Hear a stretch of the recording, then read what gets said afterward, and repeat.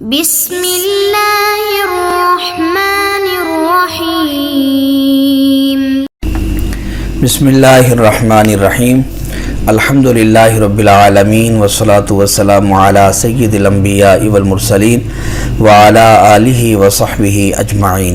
السلام علیکم ورحمۃ اللہ وبرکاتہ۔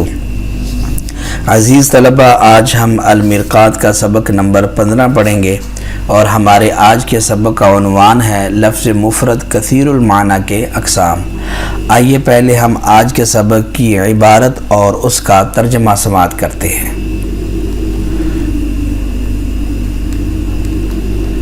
فصل: المتکثر المعنی لہ اقسام عدیدۃ، وجہ الحصر ان اللفظ الذي كثر معناه ان وضع ذلك اللفظ لكل معنى ابتداء بأوضاع متعددة على حدة يسمى مشتركا كالعين وضع تارة للذهب وتارة للباصرة وتارة للركبة وإن لم يوضع لكل ابتداء بل وضع أولا لمعنى ثم استعمل في معنى ثانٍ لأجل مناسبة بينهما ان اشتہر فی الثانی وترک موضوعه الاول یسمى منقولا۔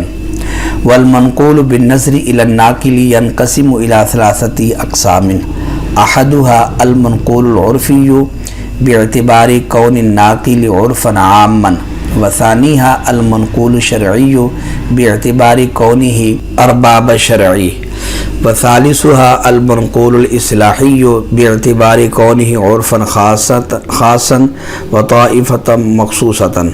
مثال الاول كلفظ الدابة كان في الاصل موضوعا لما يدب على الارض ثم نقله العامة للفرس او لذوات القوائم الاربع۔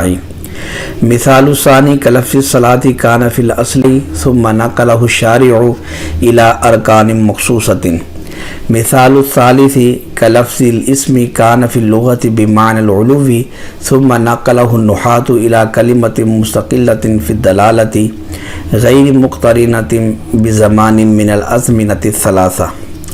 وإن لم يشتهر في الثاني ولم يترك الأول بل يستعمل في الموضوع الأول مرة وفي الثاني أخرى يسمى بالنسبة إلى الأول حقيقة وبالنسبة إلى الثاني مجازا، كالأسد بالنسبة إلى الحيوان المفترس والرجل الشجاع، فهو بالنسبة إلى الأول حقيقة وبالنسبة إلى الثاني مجاز۔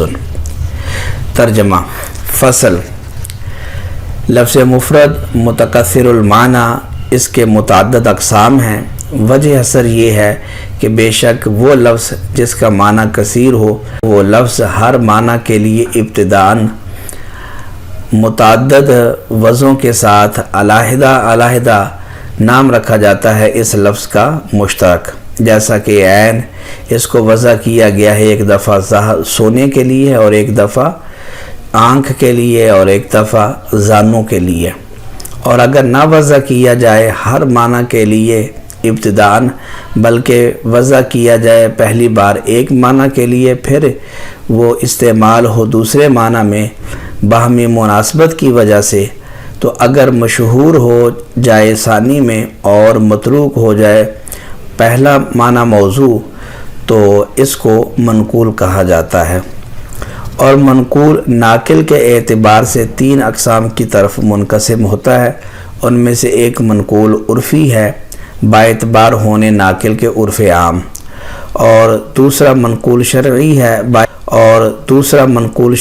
ہے باعتبار ہونے ناقل کے ارباب شرع، اور تیسرا منقول اصطلاحی ہے باعتبار ہونے ناقل کے عرف خاص اور مخصوص گروہ۔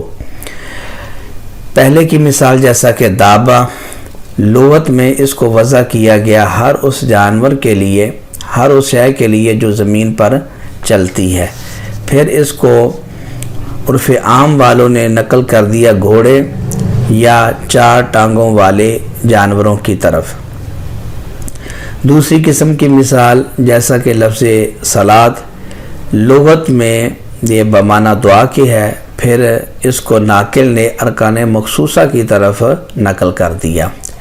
تیسری قسم کی مثال جیسا کہ لفظ اسم، لغت میں یہ بمعنی علو کے ہے، پھر نحویوں نے اس کو ایسے کلمہ کی طرف نقل کیا جو دلالت میں مستقل ہے اور جو 3 زبانوں میں سے کسی زبانے کے ساتھ مقترن نہیں ہوتا، اور اگر لفظ دوسرے معنی میں مشہور نہ ہو اور نہ ہی پہلا معنی متروک ہو، بلکہ وہ لفظ موضوع اول میں استعمال ہوتا ہو ایک دفعہ اور دوسری دفعہ دوسرے معنی میں استعمال ہوتا ہو، تو اس لفظ کو باعتبار پہلے معنی کی حقیقت کہا جائے گا اور باعتبار دوسرے معنی کے مجاز کہا جائے گا، جیسے کہ اسد حیوان مفترس اور رجل شجاع کی نظروں، تو یہ باعتبار اول کے حقیقت ہے اور باعتبار ثانی کے مجاز ہے۔ عبارت کا ترجمہ اور عبارت سمجھ لینے کے بعد آئیے ہم اب عبارت کی وضاحت کی طرف چلتے ہیں۔ مصنف نے کہا فصل المتکثر المعنی لہ اقسام عدیدۃ، جیسا کہ چکے ہیں کہ لفظ مفرد کے باعتبار معنی کے 2 قسم ہیں، نمبر 1 واحد المعنی، نمبر 2 کثیر المعنی۔ واحد المعنی لفظ مفرد کی بحث مکمل ہو گئی، اب یہاں سے مصنف لفظ مفرد کثیر المعنی کی بحث کا آغاز کرتے ہیں۔ لفظ مفرد کثیر المعنی کے 3 اقسام ہیں، نمبر 1 مشترک، نمبر 2 منقول اور نمبر 3 حقیقت مجاز۔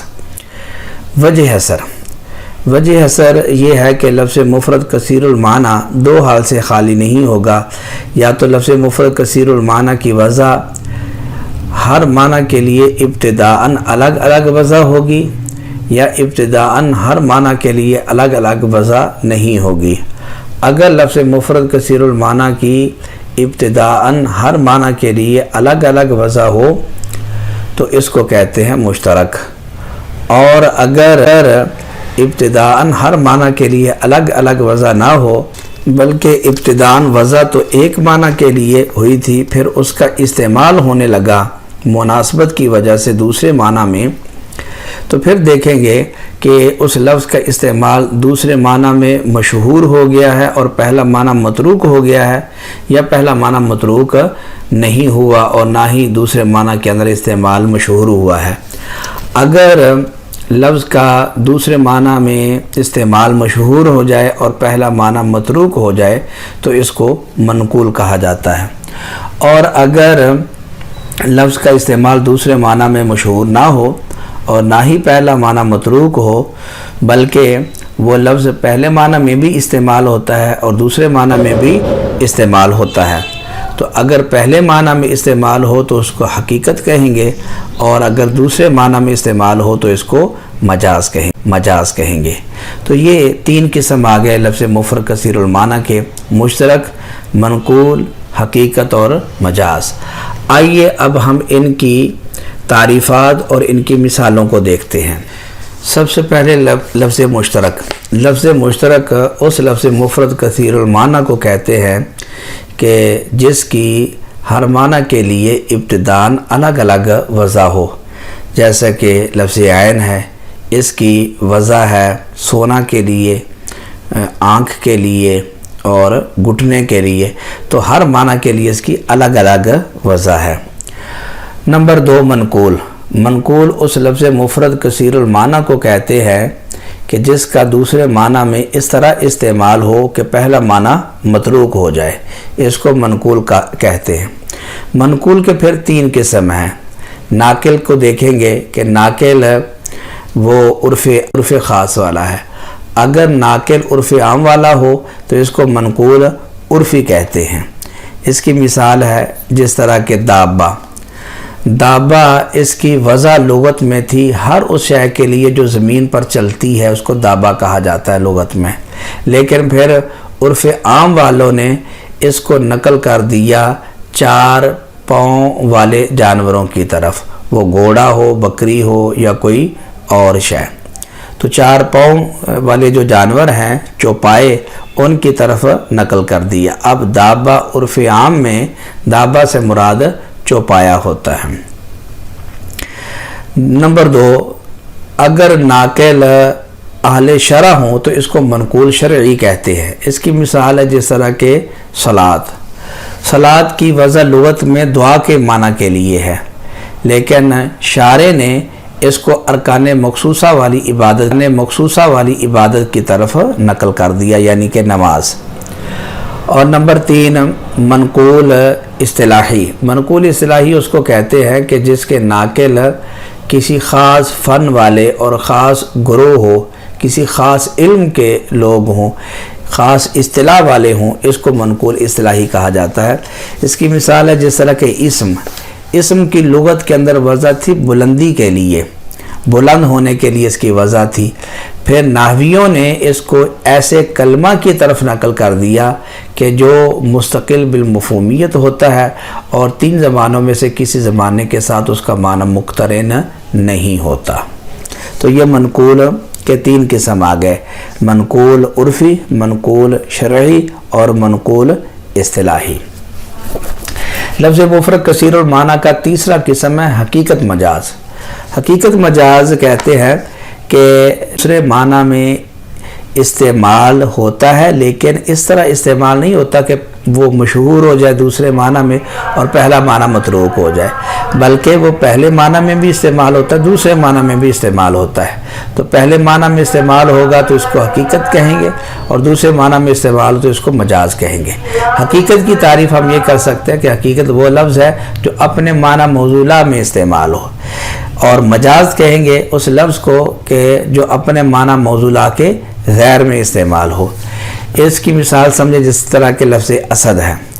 لفظ اسد اس کی وضع حیوان مفترس کے لیے ہے، اور یہ لفظ جس طرح حیوان مفترس میں استعمال ہوتا ہے، اسی طرح یہ رجل شجاع بہادر آدمی کے لیے بھی اس لفظ کو استعمال کیا جاتا ہے۔ تو چونکہ اس کا معنی موصولہ حیوان مفترس ہے، تو جب یہ لفظ اسد حیوان مفترس کے معنی میں استعمال ہوگا تو اس وقت مفترس کے معنی میں استعمال ہوگا تو اس وقت ہم اس کو کہیں گے یہ حقیقت ہے۔ اور جب یہ لفظ اسد رجل شجاع کے معنی میں استعمال ہو تو اس وقت یہ مجاز ہوگا، کیونکہ رجل شجاع یہ اسد کا معنی موصولہ نہیں ہے۔ یہ تھے لفظ مفرد کثیر المعنی کے 3 اقسام، مشترک، منقول، حقیقت اور مجاز، کہ لفظ ایک ہے اور اس کے معنی کثیر ہے، اس کے یہ اقسام تھے۔